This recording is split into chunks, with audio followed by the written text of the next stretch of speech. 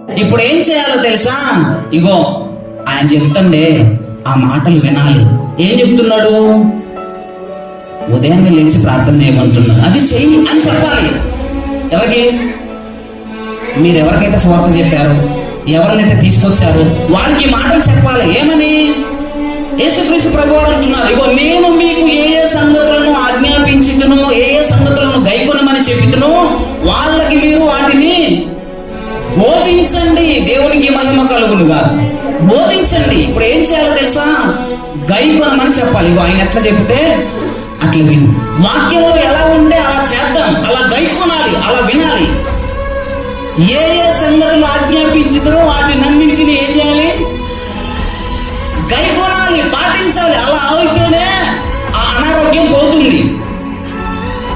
ఇప్పుడు శిష్యులను చేయడానికి మీరందరూ శిష్యులుగా ఉండాలంటే, మీరందరూ శిష్యులుగా మార్చబడాలంటే ముందు సువార్త తెలియాలి. మీకు సువార్త తెలియాలి. ఆ తర్వాత మీరందరూ మందిరానికి రావాలి. ఆ తర్వాత విన్న వాటిని గైకొనాలి. అప్పుడే మీరు శిష్యులు అవుతారు.